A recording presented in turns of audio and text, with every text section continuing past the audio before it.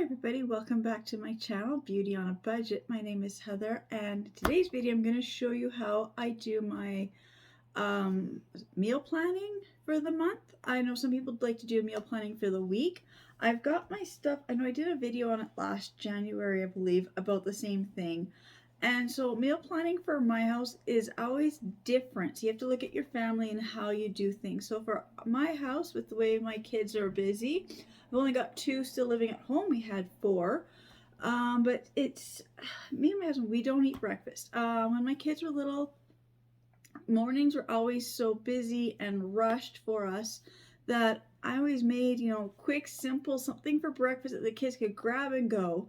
So like waffles, Eggo waffles, or I would make waffles or pancakes, freeze them up. The kids would put them in the toaster and they could toast them quickly, go out the door with, it was hot chocolate or tea. And then as they got a little older, some of my girls liked the coffee in the morning. So that's on the way out the door, they'd have something in their hand for a quick breakfast. So I never did breakfast, have cereals, and we do the eggs and bacon and toast and stuff like that for one or two times a week, maybe, if we have chance to sit down, more like a Saturday brunch almost.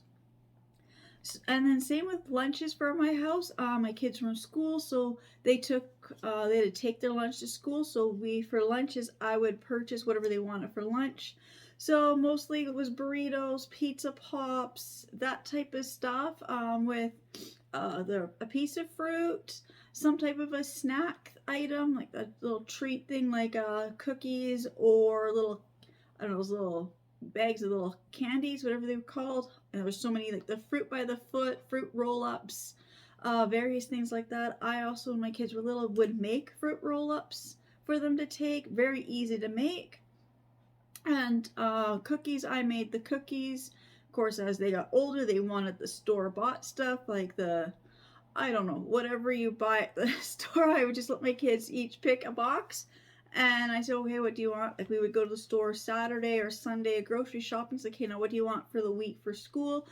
Same with fruit. It used to be just so simple. I would buy from Walmart. They used to sell this little mesh bag, and it had a mix of apples and oranges in it.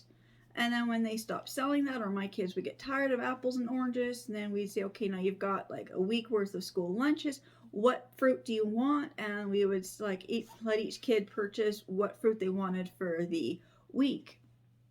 And I said, I never did juice boxes. Juice boxes were something that were occasionally at my house when my kids would have like a field trip or something where they would need to take a bag lunch. Then I would buy a small pack of juice boxes, and then everybody would get a juice box as a treat.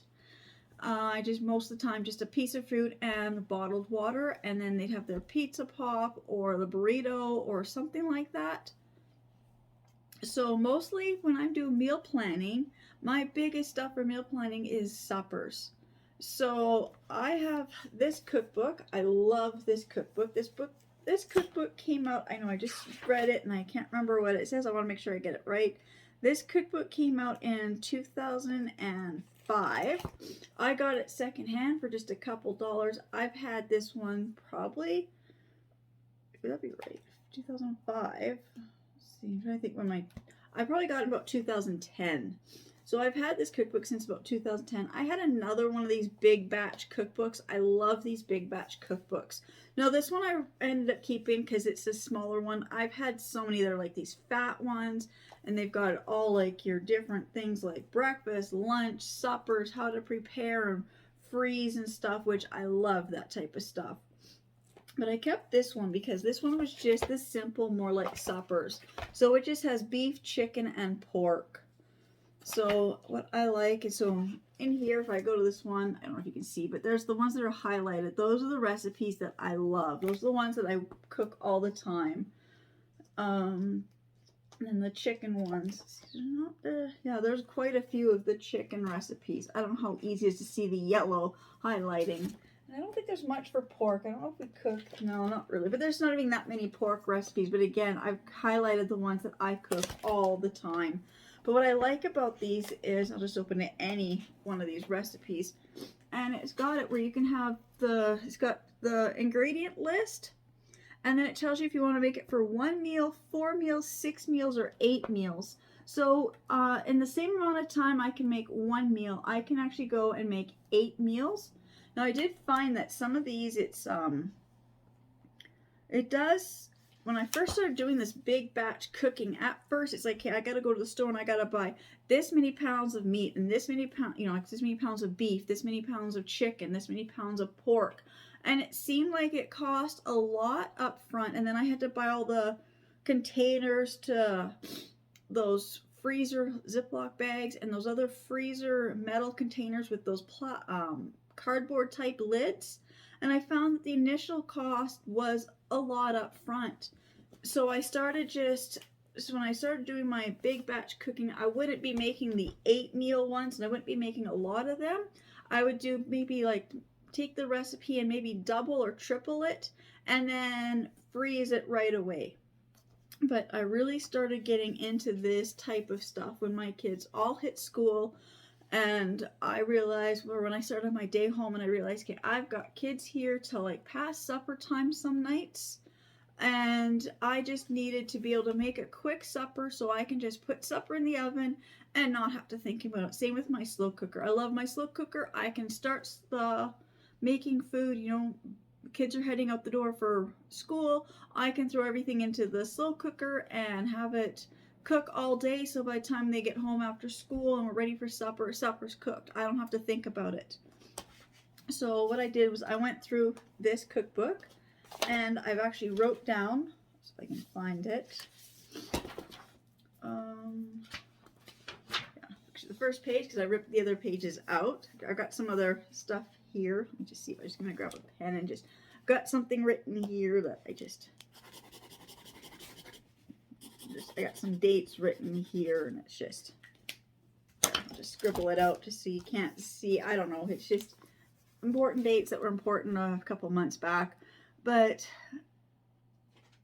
so this is my big batch dinner cooking, so I figured out how I can make 120 dinners.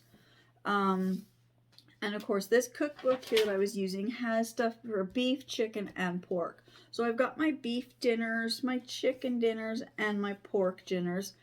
And I've got some that I've decided if I was going to make them or not, or which ones I was going to start with. So I've got some check mark because I had started to buy the ingredients for them, because I couldn't afford to go to the store and purchase all this at one time. I was going to do this month. I'm going to work with the pork.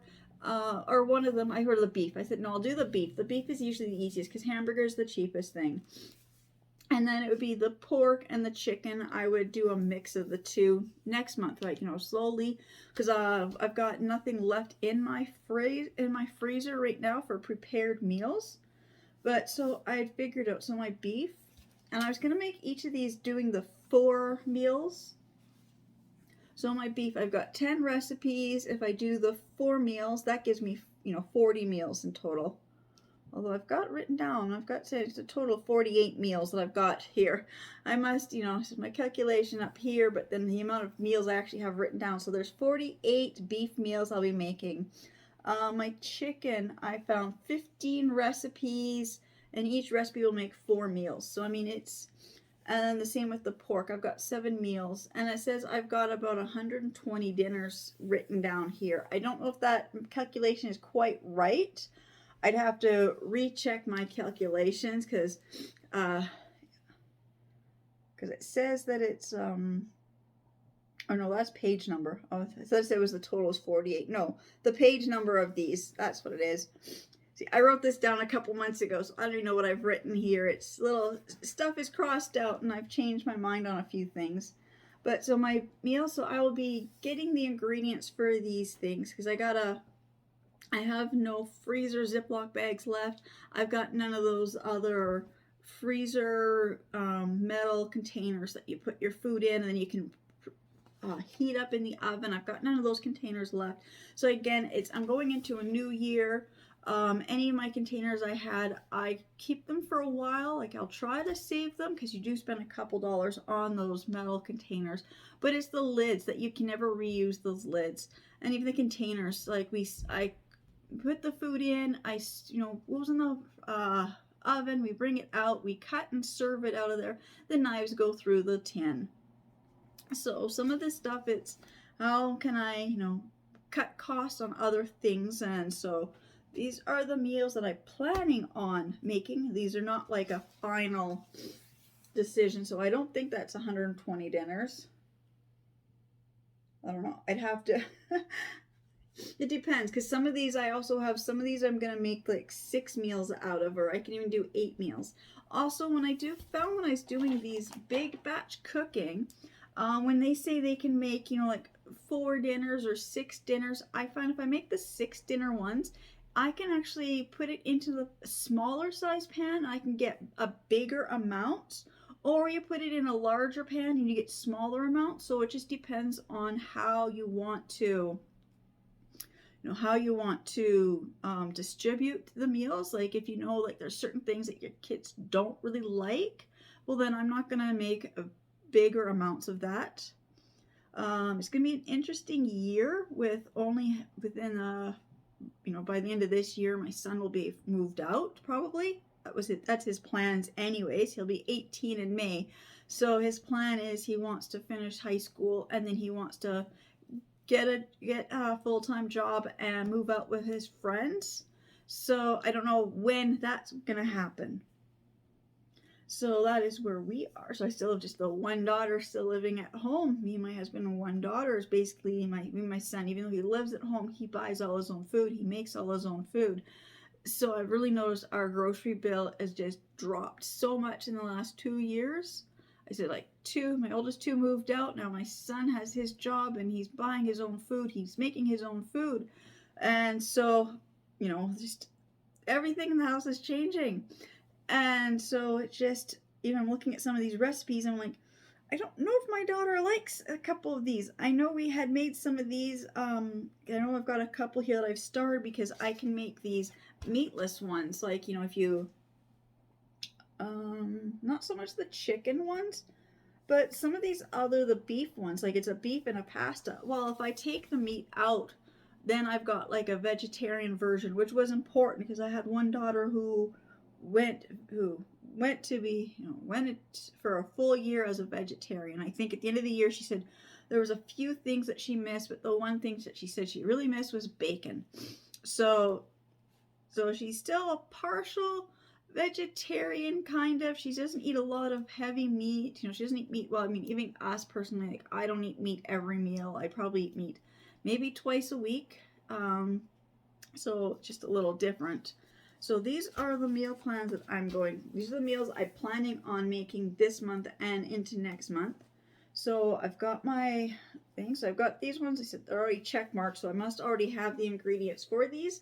I'll have to double check because I think we might need some more the hamburger. But I know I have no chicken and I know I've got no pork. So my next step will be going back to my cookbook, which I love this cookbook. And so I'll just go to my first one I have. Here's the baked beef and pasta, which is always one of my kids' favorites. What page is that? Page 34. Yeah, so it's like the second beef recipe in here. That's the second recipe in here. And I was going to make it for 4 meals.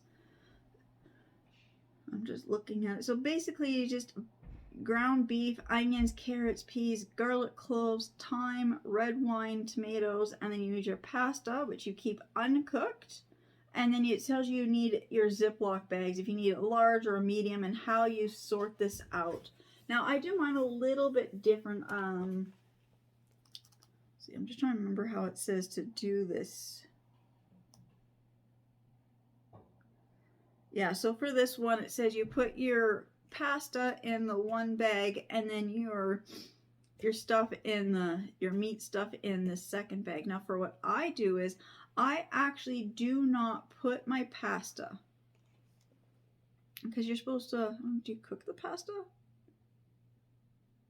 No, it's uncooked pasta. So this one I don't fully, there's some recipes here that I don't follow completely.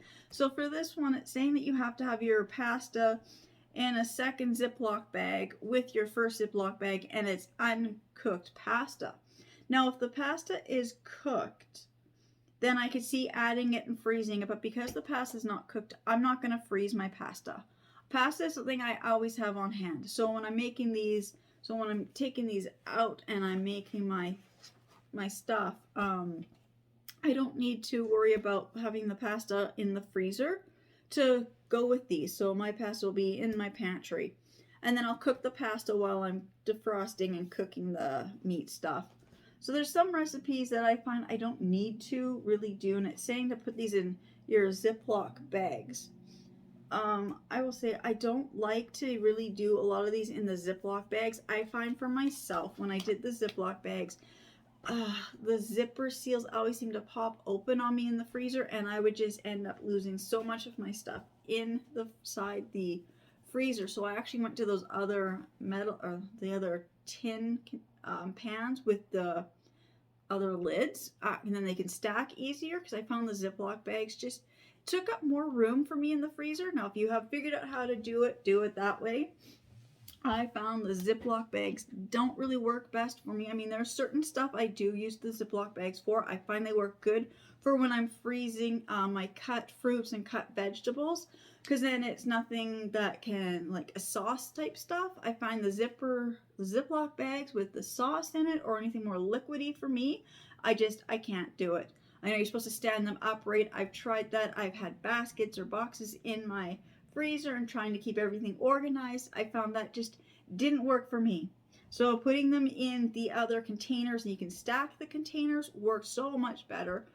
Even plastic reusable tubs, but the problem I found with those plastic ones is, yes, I can freeze everything, but then I can't go straight from the freezer into the oven. I have to go from the freezer, kind of defrost it a little bit and scoop it out of the plastic container and put it into a pan that can be cooked in in the oven. Now if I'm putting it in the slow cooker, because some of these meals are slow cooker meals, so that it wouldn't matter if I'm going to be going from the freezer to the slow cooker, and then I can put it in the plastic containers.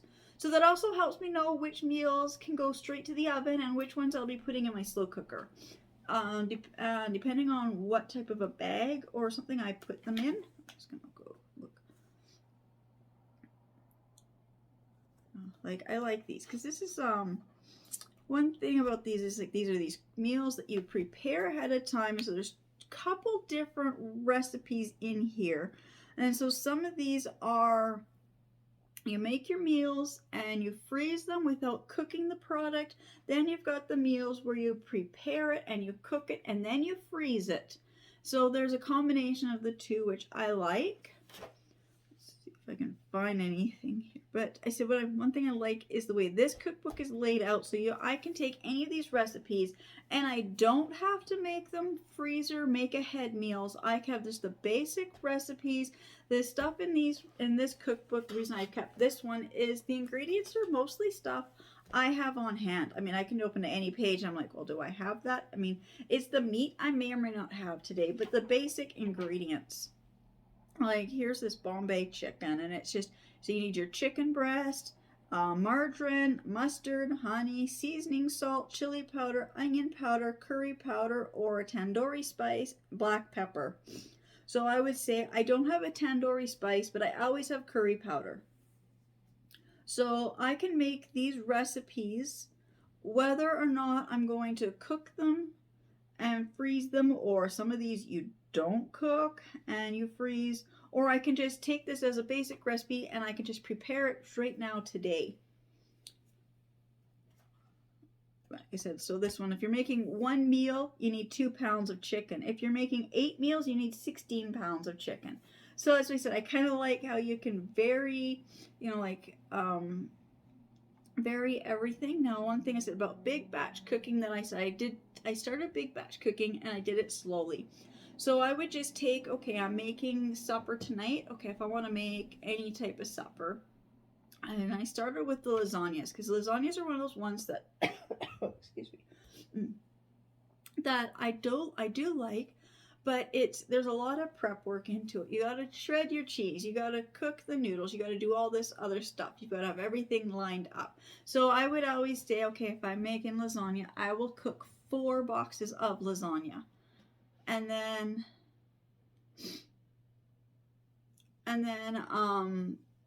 And then I would make my lasagna like I would normally make it in my pan to bake right that moment. Then I would take the other ones and I would make my other lasagnas to freeze. So then my meat would be, so everything is already cooked and everything, everything is basically cooked except the cheese is not melted. So I would be, so I said I start with 4 boxes of my lasagna. And then I cook those, and then I'd be laying, my pans, and I'd be cooking all this hamburger. And so I would cook, like 3 or 4 pounds of hamburger. And then I would take my whole block of cheese and I would shred the whole thing of cheese. I would take my whole thing of, that tub of stuff I used, I can't think, sour cream and the other one, cottage cheese, that was it. Sour cream and cottage cheese, I would always mix the two together. I don't like the taste of the cottage cheese, but I do like it when it's baked. So I'd always do a tub of each of those. And then I would do all my layering. So we'd have the one pan and I would put that in the oven to cook. And then the other ones would go straight into the freezer.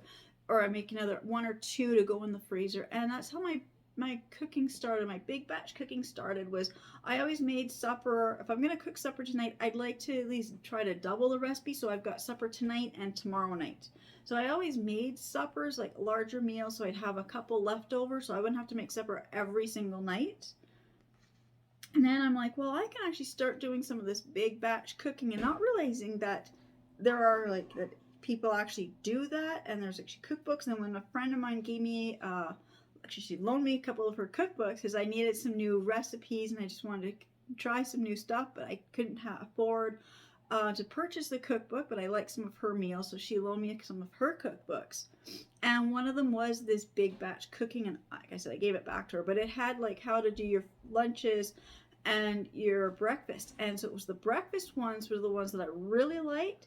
So it was all you're making your own breakfast sandwiches, your breakfast burritos.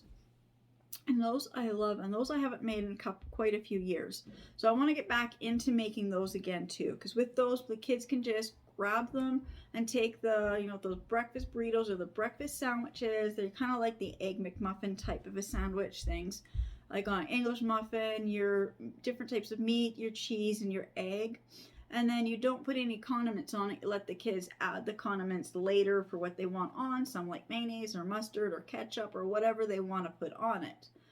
And so I started doing that for quite a few years, and then I kind of got out of it for a while. But the last 5 years ago, I think 4 or 5 years ago, I really got into it really big time again, and we had both the freezers set up, and I was doing this big batch cooking, and then I didn't have to think about breakfast, and I didn't have to think about suppers anymore, and it saved us so much time. And then slowly, we used up all that stuff and we've gotten out of that. And I said, I want to get back into that. So now this year being like this brand new full year, I'm like, no, I want to get back into this meal planning and I want to get back into this big batch cooking. So that's what I'm doing today. Today I am making my list of, I've got my recipes down. So the next thing I'll be going through is writing down all the ingredient list. And I'd say for the most part, I have everything. It's just the amount of meat I need is what I'd have to get. So I will be back when I have my recipe lists written out. All right, so I've got my 10 recipes in here that I am going to be making this weekend. I've got my grocery list printed out. So what I did was I was on my phone because it was easier to type this out on my phone, but on my phone, and then when I printed it off, I got 4 large sheets. I don't know how to change the font size from my phone onto the printer, but I've got my whole shopping list here of everything I need. So what I did was I went recipe by recipe and I did the meat. So there's 3 types of meats that I need. So one is the ground beef, one is the stir fry strips, and one is the pot roast. Then I wrote down all the vegetables. Let's see if I can get this vegetables, and then I got any fruit that I need, and then all the pantry items, the bread, dairy, spices, and then other items that I would need as well. Like I said, it's not that much, but the way it printed from my phone to the printer, I got these like extra big printout. So I'm making, so it says it should make 40 meals, but I'm already looking at some of these ground beef where I'm making, like 7 recipes that need ground beef, and I'm times them by 4, yet I need 36 pounds of ground beef. So some of these recipes already ask for like about 1.5 to 2 pounds of ground beef to start with. So I don't always put that much meat in the recipe. I can do a little bit less meat and add more vegetables. So I'm looking at this and saying I could probably get 50 meals out of this, maybe more. Just the way that I portion things out. So I will see. So I've got my grocery list. So that'll be the next thing I'll be doing the next few days here. Because today is Tuesday morning. So probably by Saturday I can get to the store, get the ingredients that I don't have in my pantry or my freezer. And then Saturday afternoon start making all these freezer meals. Now I've got my list here. It tells me which meals I'm making.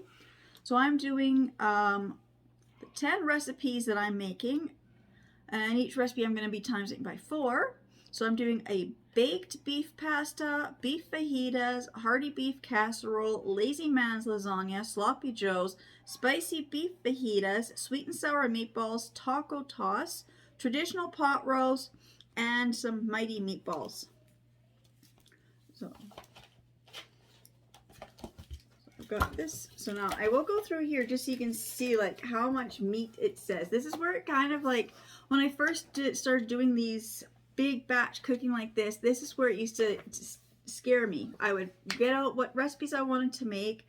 I would make out my list, and then I'd say, oh, I need how much meat and how much of this and how much of that, and then I would just stop and say, I can't do that, I can't afford it. But I find that doing this, and then it actually is a set budget. You've bought your food, you prepared your meals, and I do find like I said, the initial startup on some of this type of stuff can be a little overwhelming. So I would not recommend doing the amount of meals that I'm going to be making. But I like to, at the beginning of the year, when I want to get back into this big batch cooking, I do these. This is just one way that I can just jump in and get my freezer full of food. So I will need 36 pounds of ground beef, 8 pounds of stir-fry strips, and 4 pot roasts at about 5 pounds each. Then I need onions, bell peppers, and then I need frozen carrots, frozen peas, frozen corn, garlic cloves minced. Now I don't usually buy garlic cloves. I like to buy mine in that big jar, already minced. 12 cans of tomatoes, 4 cans of tomato paste, 4 cans of mushroom pieces. And then I've got a few items where I had to put little stars beside, because there's a few things here that are a little bit different than what they do in the cookbook. And one is because I need potatoes, but for the recipes it'd be for the pot roast. So it says you add when cooking. So I don't even have to worry about the potatoes until I'm actually preparing it. Only fruit I need is like 4 cans of pineapple. Then again, with the pantry stuff, the pasta, so my uncooked elbow macaroni and my lasagna noodles. Well, I'm not going to be putting the recipes that ask for these. They ask you to put the noodles in a Ziploc bag next to it and then freeze it till you're ready to cook. I don't do that. I prefer to keep my pasta in the pantry. I always have this pasta in my pantry, so that I don't have to worry about. 6 packages of onion soup mix, 4 cans of kidney beans, 2 cups of rolled oats. I need brown sugar, graham wafer crumbs, flour, and then I need 48 tortilla shells. So I know a few ways to make some of this stuff. Like, sounds expensive, but I have a few places that I go to get things a little bit cheaper. Eggs. I need 20 cups of grated cheese. Now each recipe asks for a specific type of cheese, and I will say my family, we don't eat some of these other types of cheese. I usually just go with either just we do the marble cheese, so it's the white and orange cheese, or we do well, my husband likes the old cheddar. So that's usually what I would do. Is I'm not gonna go like, they just ask for grated cheese. I'm gonna go with the type of cheese that I prefer to buy. Cottage cheese, milk, some evaporated milk. And then this is some of the spices. Again, I've got some little stars next to a few of these spices because some recipes had it for my salt and pepper. Some recipes had it in teaspoons. Some had it in tablespoons. Just so I could keep track of them. So I've got my salt, so many teaspoons, and tablespoons. Same with the pepper. So many teaspoons and so many tablespoons. Now some of these I said like it's like for one recipe I need like a 1/4 cup of dried parsley. That sounds like a lot, but it's really not that much. So then my spices be salt, pepper, thyme, chili powder, Italian seasoning, parsley, seasoning salt, cayenne pepper, oregano, cumin, coriander, and then I also need taco seasoning mix. The next one I need is liquid smoke. So I needed for one recipe 1.5 tablespoons of liquid smoke. Now I've never bought liquid smoke. I looked it up. They say it's in the aisle next to the Tabasco sauce. But I also looked up alternatives for liquid smoke. So I can use my smoked paprika, which I have I love my paprika. So I do have smoked paprika. And the measurements for the smoked paprika to the liquid smoke, it's 1 teaspoon of smoked paprika is equivalent to 1/2 teaspoon of the liquid smoke. So with that being said, I need like 1.5 tablespoons of the liquid smoke, or I could do, half that. So I just need 3/4 of a tablespoon of smoked paprika. So then I don't even have to go purchase anything. I would just put in a tablespoon of smoked paprika. And then I also need some red wine, Italian salad dressing, salsa, lemon juice, lime juice. Same thing with my lime juice. I have a little star next to it. I had 2 recipes that asked for. One asked for 3/4 of a cup and one asked for 2/3 of a cup.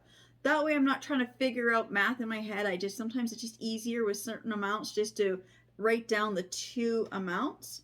And then I also need my chili sauce. Same thing. I've got 2 1/4 cans or 2 1/4 cups and then 2 tablespoons. And again, that's like one recipe asked for this, one asked for this one. And then I also need some ketchup, olive oil, cornstarch, vinegar, soy sauce, and tomato sauce. And again, most of this stuff are things that I already have in my pantry, but that is the introduction to my starting of my big batch cooking. So this is coming from this cookbook here. It's called The Big Cookbook. I'm getting rid of all my cookbooks. So but I kept this one because this one, it's simplified. I said it's got the beef, chicken, and pork, which is the main 3 meals that we cook a lot of. So I guess I'll be later this weekend or later this week, I will be at the store purchasing everything that I need to do this, and I will start making all my meals on the weekend. So again, I just want to say thank you so much to everybody who's subscribing to my channels and watching my videos, and I guess I'll see you all in my next videos. Bye.